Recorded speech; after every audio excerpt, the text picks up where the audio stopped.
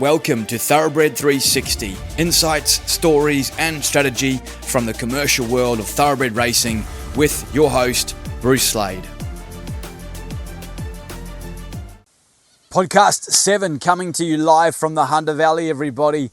Here, of course, for Magic Millions 2026 pre-inspections. Catalogue so big there, 1,000 yearlings. It's impossible to get through them all on complex. So we'll see about 600 next week and start to get our eye in for that really important sale. So looking forward to that very much.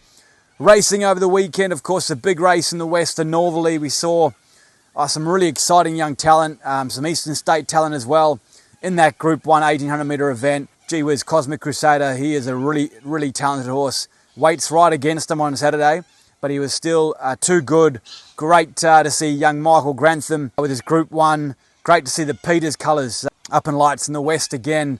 Of course, Bob, Sandra, they would have bred the grand dam of this horse, the Dam, and now Cosmic Crusader. And of course, Liam Peters as well, Bob's grandson, who's been getting right into the thoroughbreds and the bloodstock and taking a day-to-day sort of management of those horses for Mr. Peters. A big thrill for Liam, of course, too, given his involvement now. So, big family affair, really close-knit team.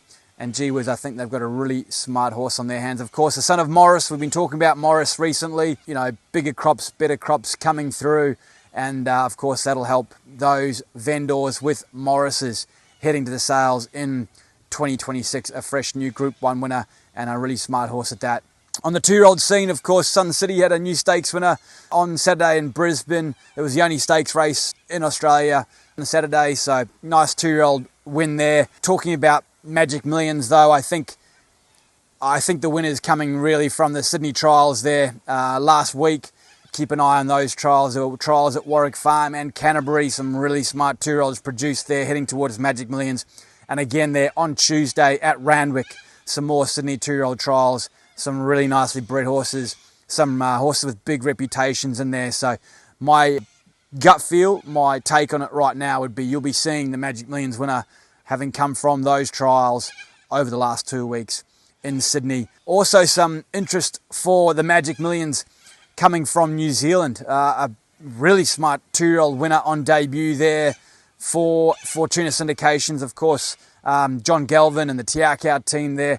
This filly was huge raps on her leading in. She had a $10,000 bet on her to win right before she jumped to. Started $1.80, filly by Russian Revolution, and she ran away with that event to win by 8 lengths. So in New Zealand, but she is a Magic Millions graduate.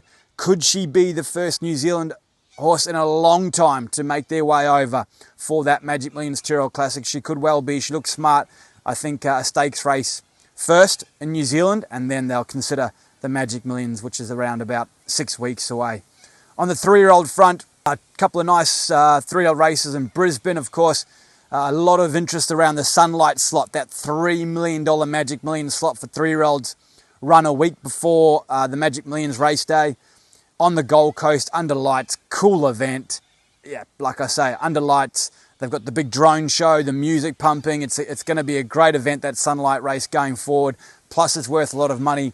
And all these sprinting three-year-olds now have themselves in the mix for those 12 Sunlight slots now, very much like the Everest. There are slot holders, and of course there are horse owners, and there's deals to be done, 12 slots for that $3 million race. So Grafter Burners, he was really impressive, got the job done there, backed in late, got the job done nicely, and of course Foreign Press too, owned by a great bunch of people who look through the ownership there, a lot of industry people that I know very well, so well done to Clint Donovan, to Vicky Leonard, to Sophie Whittle, to the Roundsfells. Yeah, great group of people in there, and she got a deserved stakes win and is now in Sunlight calculations as well.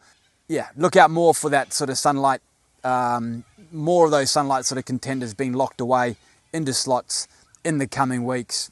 On a sales front globally, again we saw a record sale. The December Tattersalls broodmare sale, breeding stock sale, foals, mares being sold there. A record sale again. Great indicators for the global industry. From an Australian perspective, of course, the sale of Barnavara to Associates of Yulong for 4.8 million guineas, that puts it at sort of over $10 million worth of race filly there. Obviously a Group 1 winner there already, profiles very much like Via Sistina, and a filly that we can, or a filly or a mare now, we can look forward to seeing in Australia from next season onwards in those bottle green and white colours, no doubt. On a local sales front, English Melbourne sale, that catalogue came out on Friday, and of course we had a little look into this English Easter sale too. They're unveiled their highlight lots, not the full catalogue out yet, but highlight lots including the Schnitzel filly out of Winks' second foal to be offered at Easter. Of course, the first foal, the Piero filly, of course, made $10 million just 2 sale seasons ago. Finally, great to see from an international perspective in Australia, great to see John Stewart get a really nice couple of results in Australia. Of course, John playing the racing game globally.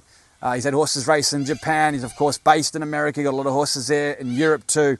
And, you know, it's not every day we have these big international operations coming and investing in Australia. From his first group of yearlings just this week, he's had Botanist win very well midweek in town for the Waller stable.